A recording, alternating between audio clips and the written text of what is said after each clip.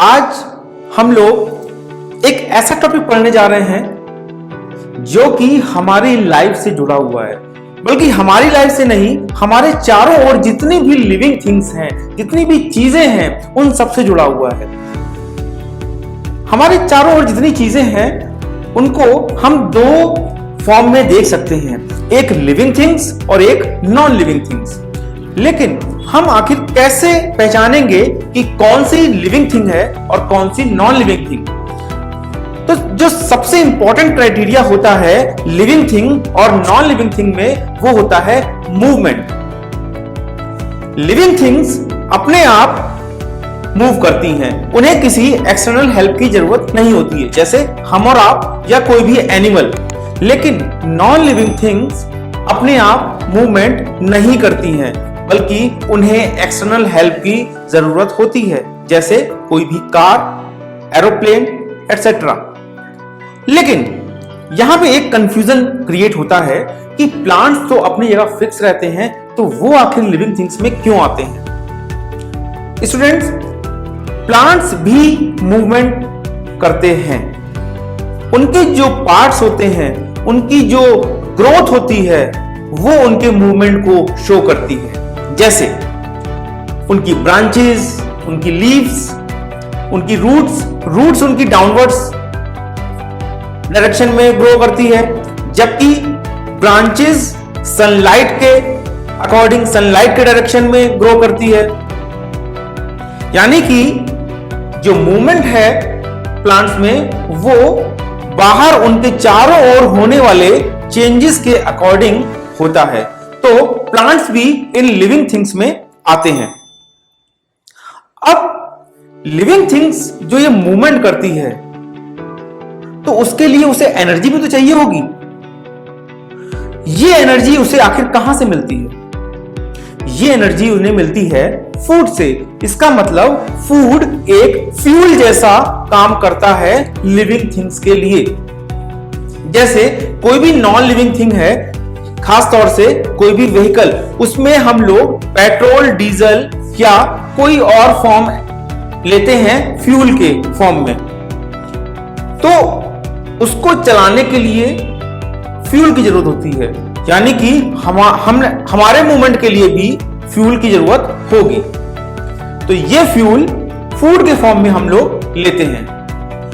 अब ये जो फूड लेते हैं एज ए फ्यूल, इस प्रोसेस को क्या बोलते हैं? इस प्रोसेस को कहते हैं न्यूट्रिशन। यानी कि न्यूट्रिशन को अगर हम लोग सिंपल वर्ड्स में समझें, तो intake of food and utilize it is called the process of nutrition. लेकिन ये जो न्यूट्रिशन में हम लोग एलिमेंट्स लेते हैं, जो फूड लेते हैं, उन्हें हम कहते हैं न्यूट्रिएंट्स। जैसे protein, fat, carbohydrate, minerals etcetera. Nutrition लेने के बेसिकली दो मोड होते हैं, autotrophic nutrition and heterotrophic nutrition. अब ऑटोट्रॉफिक न्यूट्रिशन को हम लोग पहले समझते हैं। ऑटोट्रॉफिक न्यूट्रिशन दो वर्ड से मिलकर बना है, ऑटो एंड ट्रॉफ्स। ऑटो का मतलब होता है सेल्फ एंड ट्रॉफ्स का मतलब होता है न्यूट्रिशन, यानी सेल्फ न्यूट्रिशन। ऑटोट्रॉफिक न्यूट्रिशन ऐसा प्रोसेस है जिसमें ऑर्गेनिज्म अपने आप अपना फूड बनाता है। जैसे ग्रीन प्लांट्स अपना फूड खुद बनाते हैं, लेकिन किसी दूसरे पर डिपेंड नहीं करते हैं। तो इसीलिए ग्रीन प्लांट्स हमारे ऑटोट्रॉफिक न्यूट्रिशन से अपना न्यूट्रिशन लेते हैं।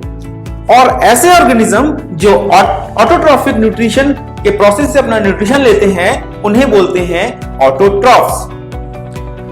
अब आते हैं हेटरोट्रॉफिक न्यूट्रिशन पे। हेट्रो मीन्स होता है अदर्स एंड ट्रॉफ्स मीन्स होता है न्यूट्रिशन।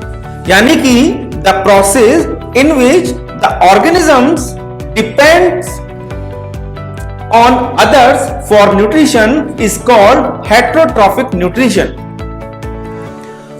जैसे कि हेटरोट्रॉफिक न्यूट्रिशन में कौन कौन आ सकता है? सारे एनिमल्स सब लोग हेटरोट्रॉफिक न्यूट्रिशन में ही आते हैं। तो सिंपल वर्ड्स में अगर हम लोग समझें ऑटोट्रॉफ और हेटरोट्रॉफ्स को, तो ऑटोट्रॉफ्स मैन्युफैक्चरर हैं और हेटरोट्रॉफ्स कंज्यूमर हैं। अब ये जो हेटरोट्रॉफिक न्यूट्रिशन है, इसमें भी 3 वेज हो सकते हैं न्यूट्रिशन दूसरों से लेने के। कौन कौन से हो सकते हैं, आइए देखते हैं।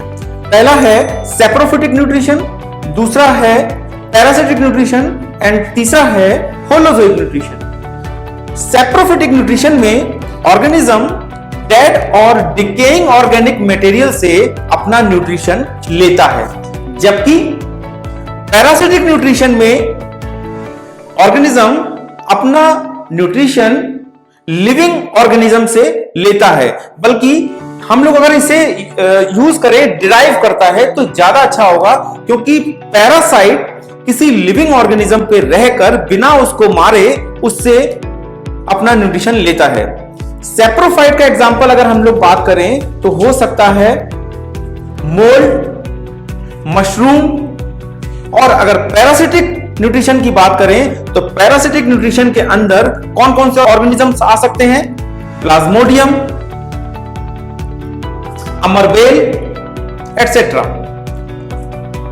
होलोजोइक न्यूट्रिशन में ऑर्गेनिज्म कॉम्प्लेक्स फूड के फॉर्म में अपना न्यूट्रिशन लेते हैं, जैसे हम लोग और सारे एनिमल्स कॉम्प्लेक्स फूड लेते हैं।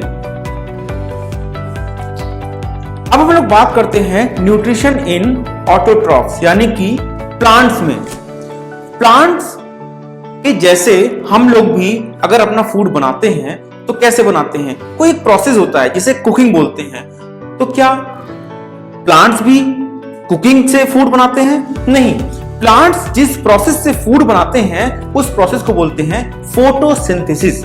फोटोसिंथेसिस 2 वर्ड से मिलकर बना है, फोटो और सिंथेसिस। फोटो का मतलब होता है लाइट और सिंथेसिस का मतलब होता है बिल्डिंग अप, यानी कि फोटोसिंथेसिस को हम लोग कह सकते हैं बिल्डिंग अप विद सनलाइट।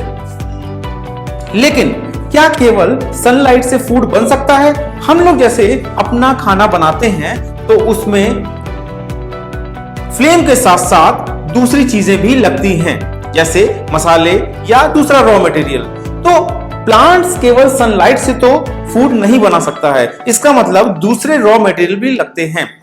तो प्लांट्स वाटर, कार्बन डाइऑक्साइड का यूज करके क्लोरोफिल की प्रेजेंस में और सनलाइट की प्रेजेंस में अपना फूड बनाता है। So the plants make their food from water, carbon dioxide by the using of sunlight in the presence of chlorophyll.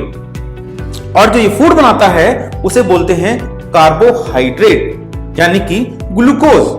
और ये ग्लूकोज प्लांट्स के सारे ग्रोइंग पार्ट्स को डिलीवर होता है और एक्स्ट्रा जो कार्बोहाइड्रेट होता है, जो फूड होता है, वो एक नए कार्बोहाइड्रेट के फॉर्म में यानी स्टार्च के फॉर्म में लीव्स में स्टोर हो जाता है। ग्रीन प्लांट्स फोटोसिंथेसिस से जो अपना फूड बनाते हैं उसके लिए कुछ नेसेसरी कंडीशन हम लोग देख सकते हैं, जैसे फर्स्ट कार्बन डाइऑक्साइड होना चाहिए, सेकंड वाटर होना चाहिए, थर्ड क्लोरोफिल होना चाहिए यानी कि ग्रीन प्लांट्स होने चाहिए, और फोर्थ जो सबसे इंपॉर्टेंट है सनलाइट होना चाहिए। तो ये कुछ नेसेसरी कंडीशन है जिसके कारण ही फोटोसिंथेसिस प्रोसेस से प्लांट्स अपना खाना, अपना फूड बनाते हैं। ये जो प्लांट्स सनलाइट लेते हैं, इस सनलाइट को, इस एनर्जी को केमिकल एनर्जी में कन्वर्ट करते हैं और कार्बन डाइऑक्साइड वाटर से रिड्यूस होके कार्बोहाइड्रेट यानी कि ग्लूकोज बनाता है। यानी कि हम इस फोटोसिंथेसिस को 3 स्टेप में देख सकते हैं। First, absorbing of sunlight by the chlorophyll. Second, absorb carbon dioxide and water. And third, सबसे इंपॉर्टेंट और last, reduction of carbon dioxide by the water to produce carbohydrate means glucose। तो इस तरीके से ये प्लांट्स में न्यूट्रिशन का पूरा प्रोसेस है। नेक्स्ट वीडियो में हम लोग न्यूट्रिशन इन एनिमल के बारे में पढ़ेंगे। Till then, stay home, stay safe, keep learning with our me and math app.